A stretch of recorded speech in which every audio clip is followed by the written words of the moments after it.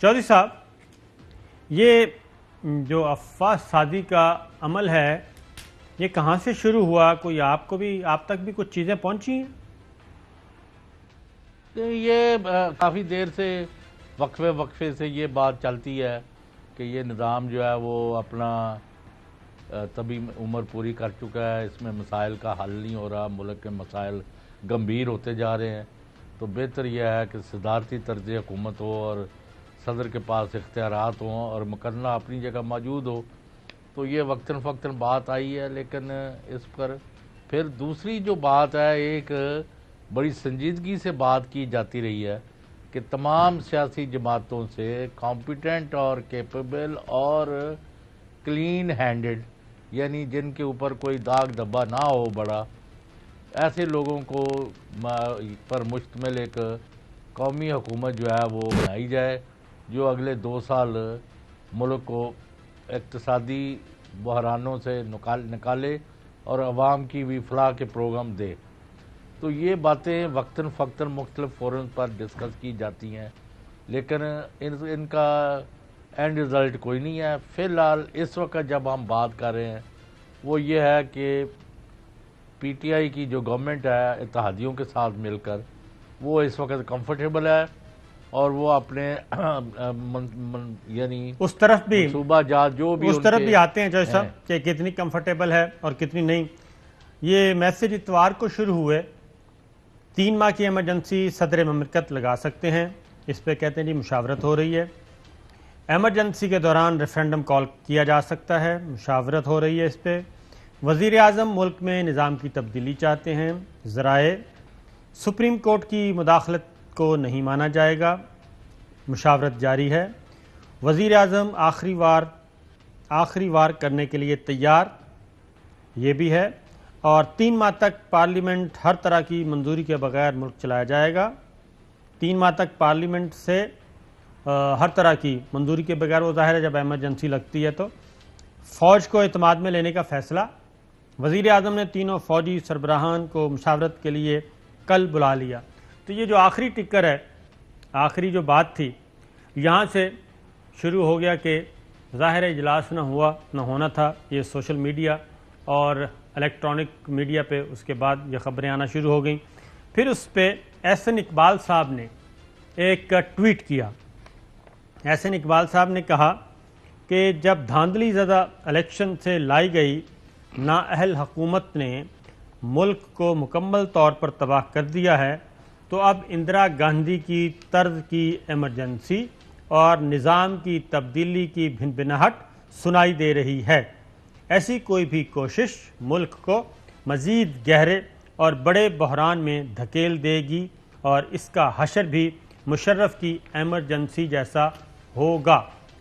तो चौधरी साहब, बात यह है कि परवेज़ मुशर्रफ साहब की जो एमरजेंसी थी वो तो खैर इस वजह से थी कि मुशर्रफ साहब की अपनी जो लेजिटिमेसी थी वो क्वेश्चन थी, वो उनका अपना इक़्तिदार जो है बावजूद कोशिश के लेजिटिमाइज़ नहीं हो सका, और उन्होंने बतौर एक फ़ौजी सरबराह के और उसके साथ ही प्रेसिडेंट थे, उस तरीके से एक्ट किया था।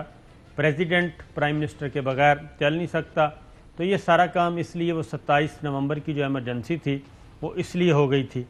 तो लेकिन मैं आपको ज़रा ये इंदिरा गांधी वाला क्या मामला है, एहसन इकबाल साहब किस तरफ इशारा करना चाह रहे हैं? पता नहीं, वो इंदिरा गांधी का तो मैंने आपको एक दिन पहले प्रोग्राम में बताया ना कि उनको डिसक्वालीफाई कर दिया गया था, यानी सरकारी हेलीकॉप्टर या जहाज इस्तेमाल किया गया जी इलेक्शन में। और नहीं, मैं आपको बताता हूँ। हाँ जी, हेलीकॉप्टर इस्तेमाल किया गया, इख्तियारात का नाजायज़ इस्तेमाल किया गया और हुकूमती मशीनरी इस्तेमाल की गई। वो ज़रा बता दूँ ताकि पता चले कि ये आपस में किस एतबार से मुमासलत। और मैंने 27 नवंबर कहा था, वो 3 नवंबर की एमरजेंसी है। वज़ीर आज़म इंदिरा गांधी का ये एक इंडिया का एक बहुत मशहूर वाक़या है, इंडिया में हुआ और एमरजेंसी नाफिज हुई थी, और वो ऐसी बदतरीन एमरजेंसी थी कि उसके बाद फिर मुल्क में एक फसाद खड़ा हो गया था। ये 25 जून 1975 को ये एमरजेंसी नाफिज की गई और इसका पस मंज़र जो था وہ 1971 کے لوک سبھا کے انتخابات تھے. لوک سبھا مین وہاں کی جو قومی اسمبلی ہے وہ انتخابات تھے. رائے بریلی کی نشست تھی, وہاں پہ اندرا گاندھی جو ہیں وہ کامیاب ہو گئیں اور بڑے مارجن سے کامیاب ہو گئیں, پارلیمنٹ پہنچ گئیں اور نتائج کے مطابق متحدہ سوشلسٹ پارٹی کے راج نارائن کو ایک بڑے فرق سے شکست دی. لیکن راج نارائن جو ہیں وہ اندرا گاندھی کی فتح کو لے کے سپریم کورٹ لاہور کہہ رہا ہوں الہ آباد ہائی کورٹ پہنچ گئے, اور الہ آباد ہائی کورٹ نے سماعت کی اور سماعت سننے کے بعد 12 جون 1975 کو اندرا گاندھی کو رائے بریلی نشست کے لیے انتخابی مہم میں سرکاری مشینری کے غلط استعمال کا مرتکب پایا اور الیکشن سیٹ اسائیڈ کر دیا اور اندرا گاندھی کو ڈسکوالیفائی کر دیا اور 6 سال تک کے لیے الیکشن لڑنے پر پابندی عائد کر دی. اب اندرا گاندھی نے یہ اس کے بعد 25 جون کو اس وقت کے صدر فخر الدین علی ان کو آدھی رات کو یہ اعلامیہ بھیجا, دستخط کروائے, ایمرجنسی نافذ کر دی کہ ملک میں بدامنی قرار دیا گیا تھا, اپوزیشن کی گرفتاریاں ہوئیں, بنیادی حقوق معطل کر دیے گئے اور بڑے نامور سیاستدان جو بعد میں ان میں سے 2 وزرائے اعظم بنے, وزیر اعلیٰ بنے, وزیر دفاع بنے, وہ سب کے سب اندر کر دیے گئے. ان میں جارج فرنانڈس تھے, مرار جی ڈیسائی پرائم منسٹر بنے, اٹل بہاری واجپئی پرائم منسٹر بنے, لال کرشن اڈوانی وزیر داخلہ بنے, شردیا 2 لالو پرساد, یہ ملائم سنگھ, اس طرح کے تمام اپوزیشن رہنماؤں کو جیل ڈال دیا گیا. میڈیا پر پابندیاں عائد کر دی گئیں, 1,10,000 افراد گرفتار ہوئے, جیل میں رکھا گیا, میڈیا پر سینسرشپ عائد کی گئی اور جس کے تحت حکومت کے خلاف خبریں شائع کرنا جرم تھا. غیر ملکی میڈیا سے وابستہ نامہ نگاروں کو ملک بدر کر دیا گیا. ایمرجنسی کے خلاف خبریں نشر کرنے والے متعدد میڈیا کے نمائندوں کو بھی گرفتار کر دیا گیا. اب اس کی وزیر اعظم اندرا گاندھی کیا وجہ بتاتی ہیں؟ انہوں نے کہا کہ یہ ایک سازش ہے, اور وزیر اعظم اندرا گاندھی اس وقت کی انہوں نے کہا جی کہ یہ امریکی CIA نے سب کچھ کروایا ہے, اور اس کی وجہ یہ تھی کہ اندرا گاندھی کے تعلقات اس وقت کی وزیر اعظم کے تعلقات اس وقت کے امریکی صدر رچرڈ نکسن سے نہیں تھے, اچھے خراب تعلقات تھے جیسے کہ آج کل ہیں, اور انہیں ڈر تھا کہ امریکی CIA کی مدد سے ان کی حکومت کا تختہ پلٹ نہ سکے, لہٰذا یہ کام ہوا. تو چودھری صاحب یہ ہے ایک تاریخ. تو یہ اندرا گاندھی کی مثالیں دینا, کیا یہ معاملہ ہے کہ جو فارن فنڈنگ کیس ہے اس سے مماثلت دی جا رہی ہے؟ وہ تو اپنی مرضی کے نتائج نکال رہے ہیں نا جی, یا جو بائیڈن سے تعلقات کی خرابی؟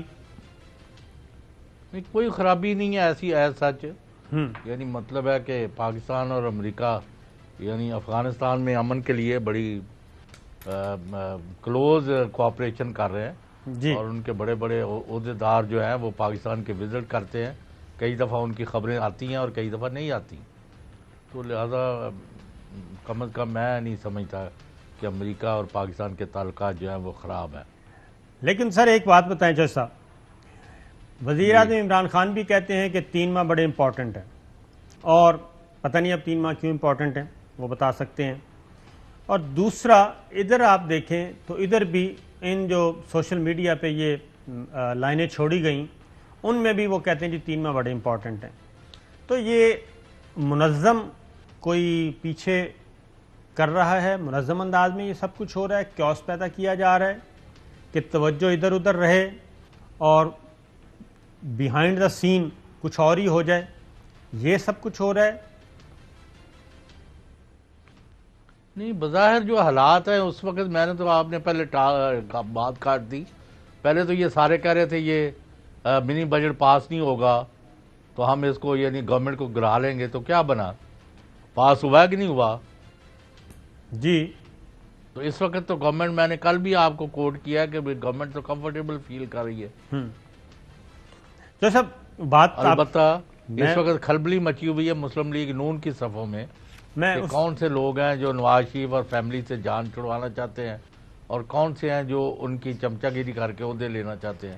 अहम तरीन खबरें अब एक क्लिक की दूरी पर। हर लम्हा बाखबर रहने के लिए सब्सक्राइब करें हमारा YouTube चैनल। अपने मोबाइल फोन से मुल्की और बैनुल अक़वामी अहम खबरों तक रसाई के लिए डाउनलोड कीजिए मोबाइल ऐप। बामसूख जराए से मुसद्दिका खबरों, तज्जियों और तबसरों से मुस्तफीद होने के लिए विजिट कीजिए पाकिस्तान की सबसे बड़ी न्यूज वेबसाइट। ARY न्यूज पहुंचा रहा है खबरें सबसे पहले आप तक, ताकि आप रहें हर लम्हा बाखबर।